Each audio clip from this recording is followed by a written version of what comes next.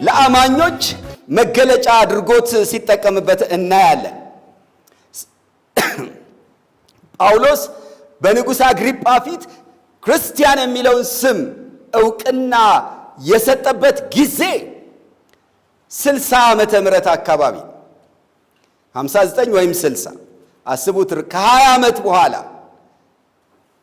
የት ቂሳሪያ ከተማ ድረስ ሄዷል። በየቦታው ክርስቲያን የሚለው ነገር እየሰፋን መጠሪያ እየሆነ ነው። አንደኛ ጴጥሮስ ምዕራፍ 4 ከ14 ጀምሮ ላንብቦ። ስለ ክርስቶስ ስም ብትነቀፉ የክብር መንፈስ የእግዚአብሔር መንፈስ በእናንተ ላይ አርፏልና ብፁዓን ናችሁ። ከእናንተ ማንም ነፍሰ ገዳይ ወይም ሌባ ወይም ክፉ አድራጊ እንደሚሆን ወይም በሌሎች ጉዳይ እንደሚገባ ሆኖ መከራ አይቀበል። ቁጥር 16 ክርስቲያን እንደሚሆን ግን መከራን ቢቀበል ስለዚህ ስም ስለ ክርስቶስ ስም እግዚአብሔርን ያመስግን እንጂ አይፈር ይላል። ክርስቲያን እንደሚሆን መከራ ይቀበል አለ። ስለዚህ ክርስቲያን መሆን መከራ የሚቀበሉበት የማያሳፍር ሕይወት ነው ማለት ነው። ይሄንን ማን ነው ያለው? ሐዋርያው ጴጥሮስ ነው። የት ለማን እንደሚጽፍ ልብ በሉ።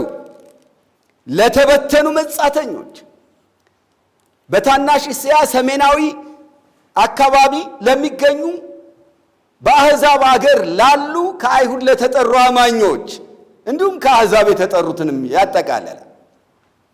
መቼ 63 ዓመተ ምህረት አካባቢ ነው አንደኛ ጴጥሮስ የተጻፈችው። ስለዚህ ልብ በሉ በሐዋርያት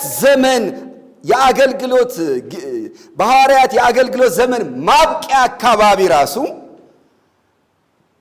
ክርስቲያን የሚለው ስም እየጎላ መጥቶ በኋላ ጴጥሮስና ጳውሎስ በ68 በሮማ አደባባይ ተሰይፈው ጳውሎስ ተሰይፎ ጴጥሮስ ተሰቅሎ በሞቱበት በዛ ጊዜ ክርስቲያን የሚለው ስም ገኗል። በተለይ በኔሮን ቄሳር ዘመነ መንግስት በሮም ግዛት ውስጥ ተለይተዋል። ከአይሁድ ተለይተው የክርስቶስ መሆናቸው እየታወቀ በምድር ላይ ባለው የአሕዛቡ ዓለም የጌታ የክርስቶስ መሆናቸው ተለይቶ ታውቀዋል። የታመነ ምስክር ሆነዋል። ይህም የእግዚአብሔር ፈቃድ ነው። ክብር ለጌታ ይሁን። አያችሁት? ክርስትና እኛ ሕይወት የምናገኝበት እኛ የክብር ተስፋ እንዳለን የሚናገር ለእኛ ጥቅም ብቻ የተሰጠ ሳይሆን በምድር ላይ ለሌሎች የክርስቶስን ክብር የሚያንጸባርቅ ምስክር የሚያደርገን ነው። ክርስቲያን መሆን ምስክር መሆን ጭምር ነው እንጂ እንዲሁ መዳን፣ ርስት ማግኘት፣ የክብር ተስፋ መቀበል እሱ ብቻ አይደለም። በውጭ ላለው ዓለም የታመነ ምስክር መሆን ነው ክርስትና። ክብር ለጌታ ይሁን እና ከዛን ጊዜ ጀምሮ ያው በታሪክ ሁሉ እስካሁን ድረስ እኛ እንደ ክርስቲያን የክርስቶስ ሕይወት እንዳላቸው ሰዎች እንቆጠራለን ማለት ነው። ከዛ በኋላ አሁንም ቤተ ክርስቲያን በስፍራ ሁሉ አንዲት መሆኗና በየትኛውም ጉባኤ በተገለጠ የጸጋ ስጦታ ሁሉም ጉባኤዎች መገልገል የሚችሉ መሆናቸውን የክርስቶስን ቤተ ክርስቲያን የአካል አንድነት የሚያረጋግጥ ተግባራዊ አገልግሎት ቀጥሎ እናገኛለን። ይሄ በነቢያት አገልግሎት የሚታይ ነው። ምዕራፍ 11 ከቁጥር 27 ጀምሮ በዚያም ወራት ነቢያት ከኢየሩሳሌም ወደ አንጾኪያ ወረዱ ይላል። ከእነርሱም አጋቦስ የሚሉት አንድ ሰው ተነስቶ በዓለም ሁሉ ታላቅ ራብ ሊሆን እንዳለው በመንፈስ አመለከተ። ይህም በቀላውዲዮስ ቄሳር ዘመን ሆነ ይላል። የነቢያት አገልግሎትን እናገኛለን። እዚህ ስፍራ ላይ የምናገኛቸው ነቢያት በኢየሩሳሌም የነበሩ ነቢያት ናቸው። የሚገርመው ግን በአንጾኪያም ቢሆን ነቢያት ነበሩ። ያው ቆየት እያሉ ይገለጣሉ በጸጋ ስጦታቸው። ምዕራፍ 13 ቁጥር 1 ላይ ስትመለከቱ በአንጾኪያ ባለችው ቤተክርስቲያን ነቢያትና መምህራን ነበሩ ይላል። እቺ አዲስ ቤተክርስቲያን ገና በቅርብ የተጀመረች ቤተክርስቲያን እግዚአብሔር በመካከላቸው ነቢያትን መምህራንን አስነስቷል። በአሁን ጊዜ ግን ምንም እንኳን እነዛ የጸጋ ስጦታዎች በጉባኤው መካከል ቢኖሩም እንግዲህ ኤርሊ ስቴጅ ማለት ገና አዲስ ናቸው። ስለዚህ ቀደም ካለችዋ ቤተክርስቲያን ከኢየሩሳሌም የሚመጡ አገልጋዮች አስፈልገዋቸዋል። በርናባስና ሳውል በአስተማሪነት አገለገሏቸው። አሁን ደግሞ የነቢያት አገልግሎት ባስፈለገ ሰዓት አሁንም ከኢየሩሳሌም ነቢያት ወረዱ ነው የሚለው። እንዴ በርናባስና ሳውል እኛ ያለን እናንተ ምንድናችሁ አላሉ።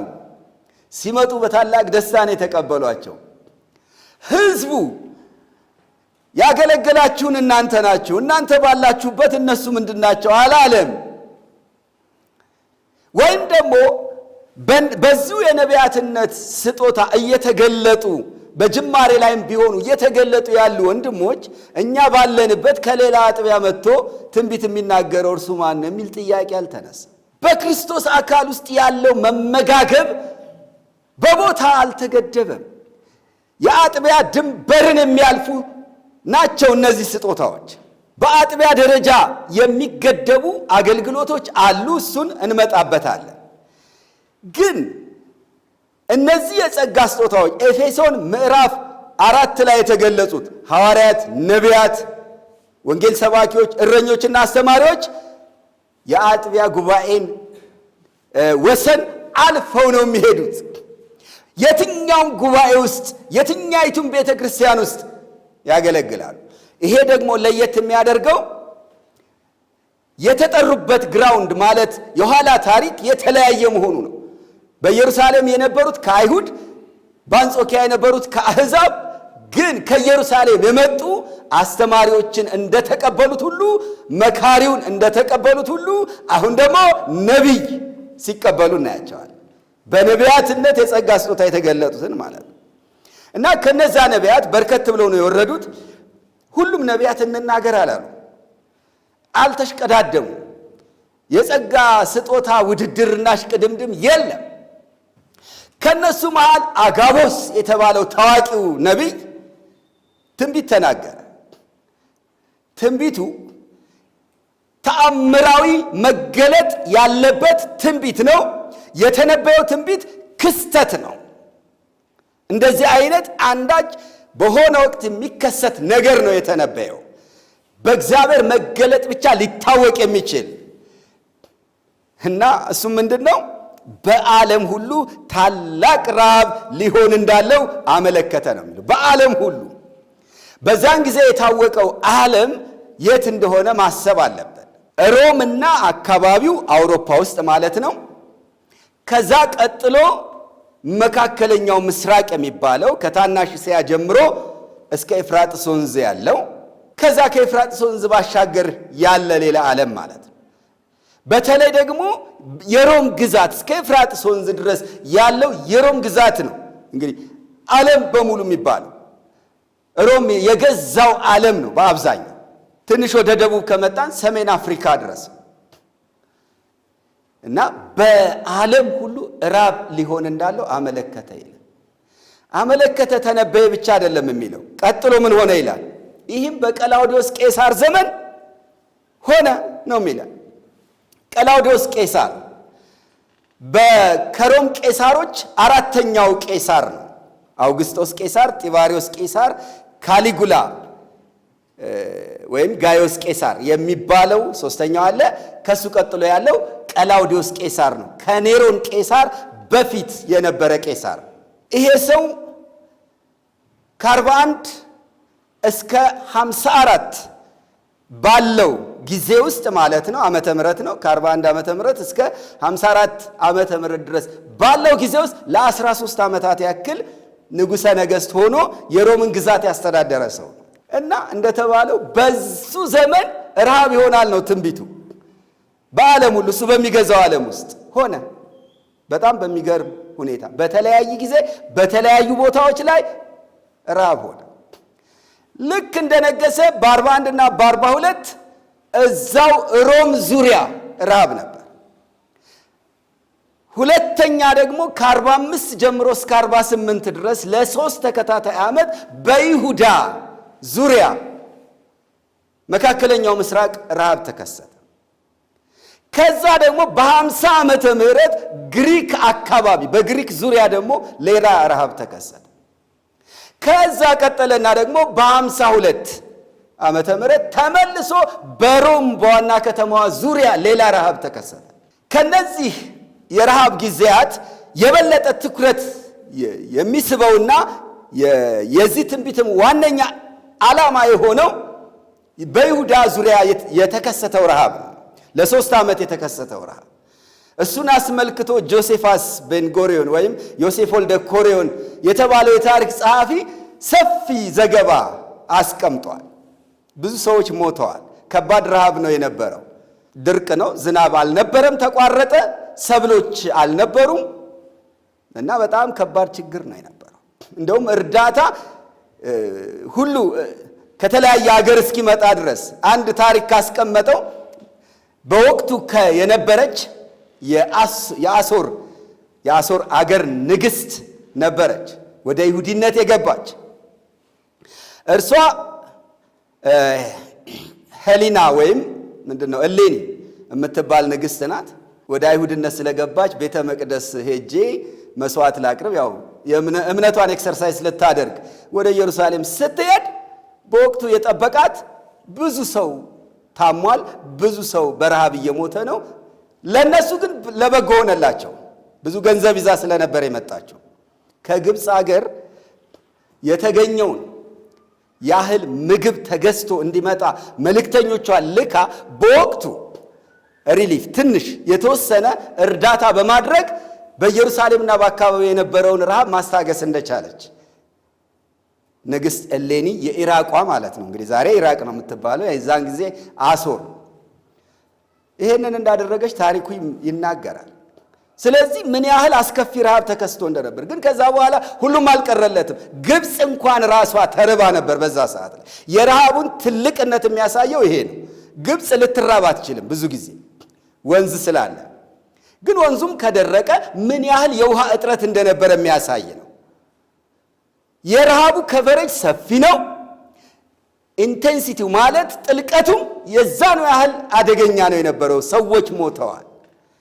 ይሄንን ታላቅ ረሃብ በዛ ዘመን የነበሩት ጠቢባን፣ ፈለካውያን፣ ጠንቋዮች አልተናገሩትም።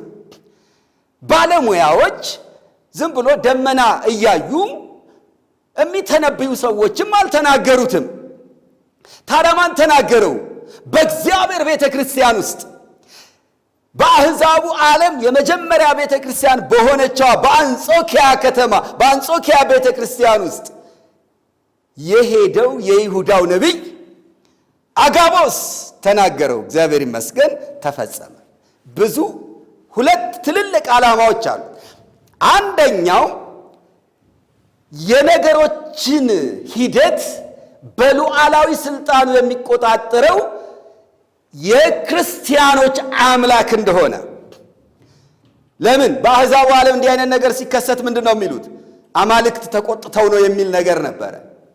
ስለዚህ የአብርሃም የይስሐቅ የያዕቆብ አምላክ የእስራኤል አምላክ እርሱም የክርስቲያኖች አምላክ እርሱ ነው ተፈጥሮን የሚቆጣጠረው።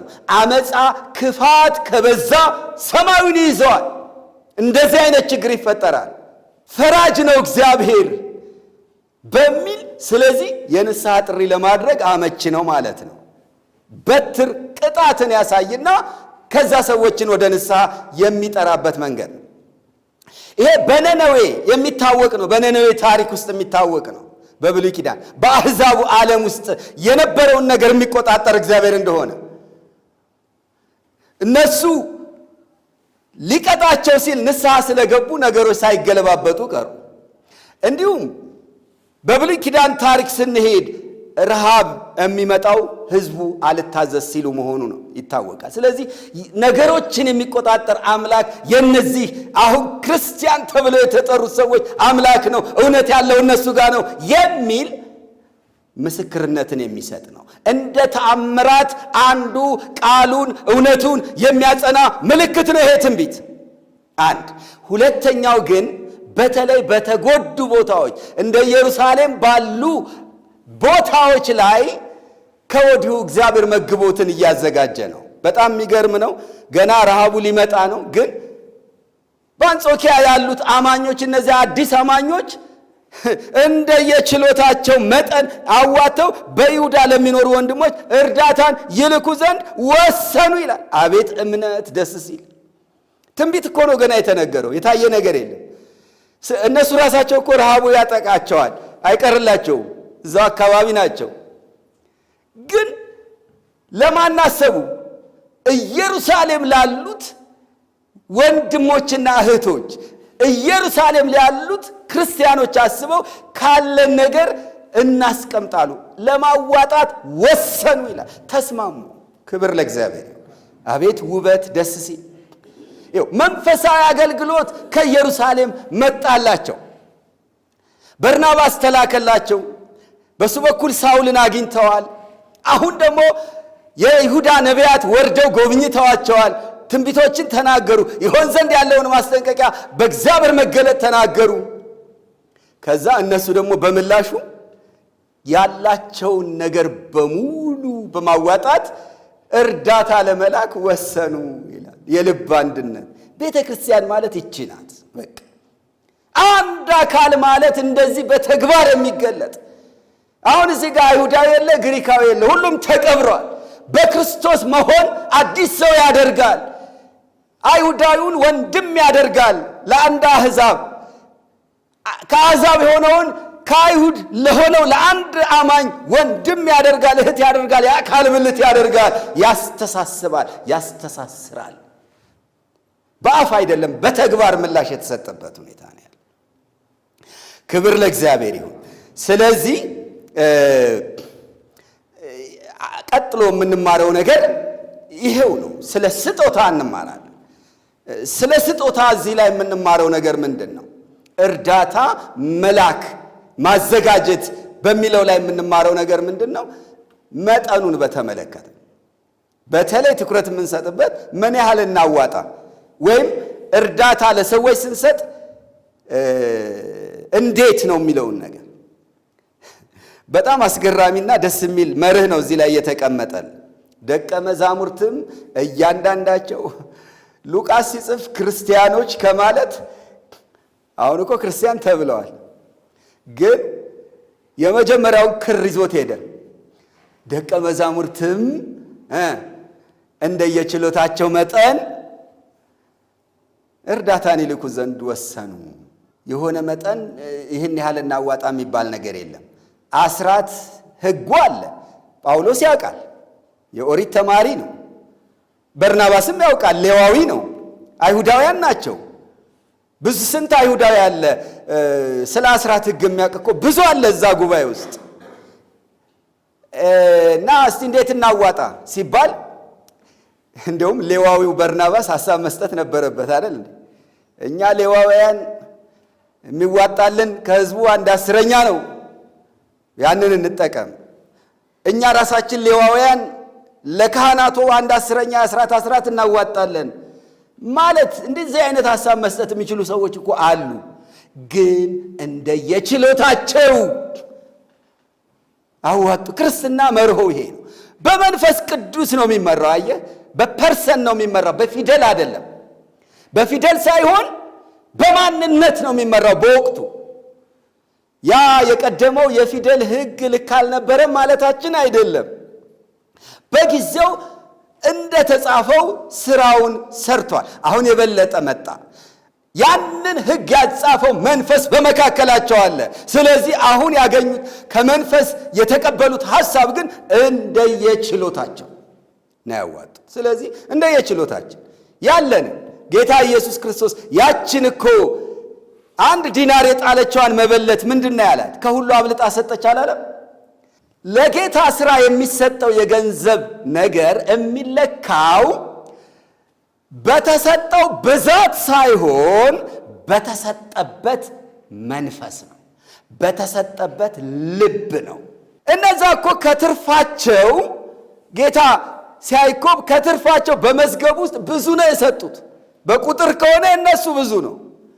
ግን በተሰጠበት ልብ ሲታይ፣ በተሰጠበት መንፈስ ሲታይ ግን ያቺ መበለት የሰጠችው ስጦታ በለጠ። እንደዚህ ነው። የመቄዶንያ ክርስቲያኖች ከድህነታቸው ጥልቀት ሰጡ፣ ከአቅማቸው የሚያልፍ ሰጡ። አሁን የነሱ የሰጡት ስጦታ በዚህ ሲለካ ከሁሉ ይበልጣል። ምን ለማለት ነው ይሄን ያመጣሁት? የለንም፣ አቅሙ የለንም እንል ይሆናል። እውነት ነው፣ እንደ መበለቲቱ ልንሆን እንችላለን። ግን የሚሰጥ ልብ አለን ወይ ነው ጥያቄው። የምንሰጠው ነገር እጃችን ላይ የለም። የመስጠት ሐሳብ ግን ልባችን ውስጥ አለ ወይ ነው። በችግሩ ሰዓት እናስባለን ሰዎችን ወይ ነው ጥያቄው። እኔ ራሴ እኮ ስጦታ የምፈልግ ነኝ፣ እንዴት አድርጌ ነው ለሌላው የምሰጠው አይደል? ብዙ ጊዜ የሚከሰን እኔ ራሴ እፈልጋለሁ እንላቸዋለን። እንደውም አንዳንዴ ሲለምኑን፣ አዎ የአንጾኪያ አማኞች እነሱ ራሳቸው ያስፈልጋቸዋል። ረሃብ እኮ ነው። ረሃብ ማንንም አይምርም። እስከ መቼ ያላቸው ነገር እኮ ያልቃል። ግን የራሳቸው አላሳሰባቸውም። በይሁዳ ያሉት ወገኖች አሰቧቸው፣ ለነሱ አዋጡላቸው። እግዚአብሔር እንዲህ አይነት ልብ ይስጠን። በእውነት ጌታ ይፈውሰን። ብዙ ጊዜ ካለው ቀውስ መብዛት አኳያ ስለተዋጥን ከራሳችን ይልቅ ለሌሎች የማሰቡን ነገር ተወት አድርገነዋል። የመስጠት ልብ ከበዛ ግን ከጉድለት እንሰጣለን። የመስጠት ልብ ከበዛ ግን ከአቅማችን ያለፈ ነገር እናደርጋለን። ያ መጠኑ ብዙ ነው። ክብር ለጌታ ይሁን። ከዛ በበርናባስና በሳውል ባገለገሏቸው ሰዎች እጅ ወደ ማላኩት ወደ ሽማግሌዎች ላኩት። ሽማግሌዎች ቤተ ክርስቲያኒቱን በእግዚአብሔር ፊት ሳይሆን በሰው ፊት ይወክላሉ። ይሄ አገላለጽ ሽማግሌዎች የሚለው አገላለጽ የተወሰደው ከቀድሞው ከክርስትና በፊት ከነበሩ ልምዶች ነው። የአሕዛብ ሽማግሌዎች አሉ፣ የአይሁድ ሽማግሌዎች አሉ። እነዚህን ቃላት ታገኛላችሁ። በተለይ በአይሁድ መካከል ሐዋርያት ሥራን ራሱን አጥኑት። ጻፎች፣ ፈሪሳውያን ይልና የአይሁድ ሽማግሌዎች እያለ ይደረድራቸዋል አብሮ። የአይሁድ ሽማግሌዎች የሚባሉት አንድ ክላስ ናቸው፣ ራሳቸውን የቻሉ ምድብ ናቸው።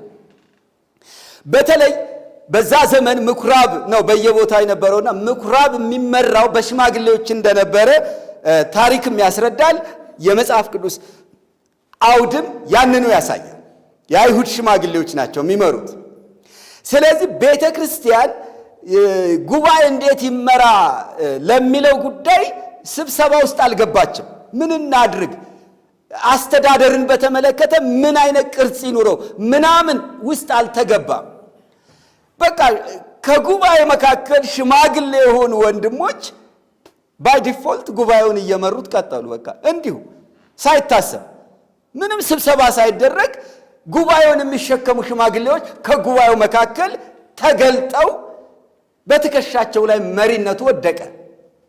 ስለዚህ ቤተ ክርስቲያንና ቤተ ክርስቲያን ሲገናኝ እርስ በርሱ በሽማግሌዎች በኩል ሆነ። አሁን በጳውሎስና በበርናባስ በኩል እርዳታውን ወደ ማላኩት ወደ ኢየሩሳሌም ሽማግሌዎች ላኩት።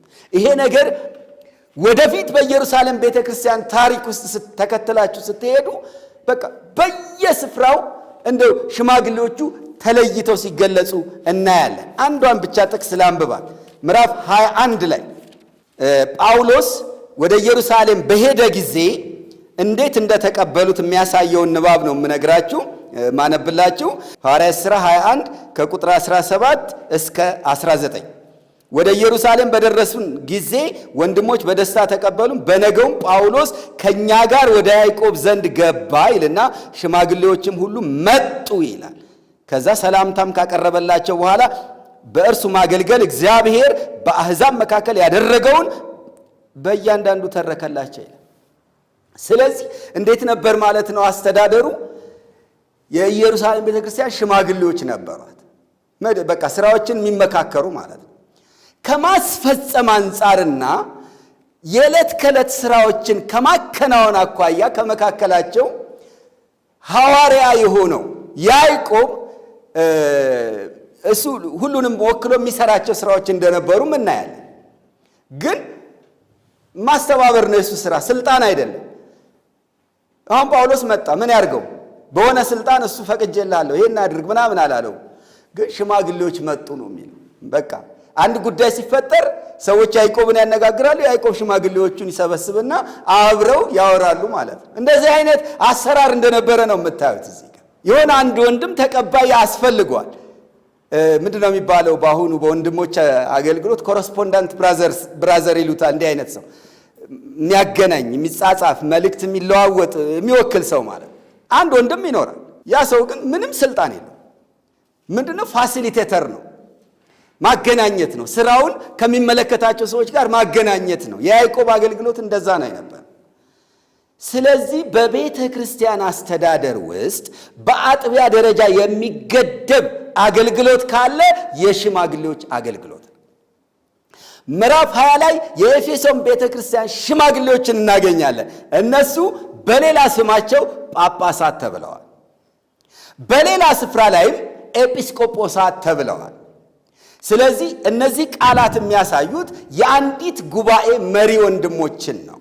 እርዳታን የሚቀበሉ፣ ሌሎች ስራዎችን የሚሰሩ፣ የጉባኤውን አጠቃላይ አስተዳደራዊ መንፈሳዊ አስተዳደርን የሚመሩና የሚያንቀሳቅሱ መሆናቸውን ነው። ወደፊትም ብዙ ስለምናገኝ በጥልቀት እንሄድበታለን። እንዴት ይገለጣሉ፣ ምን ይሰራሉ የሚለውን ስንደርስበት እንማማራለን ማለት ነው።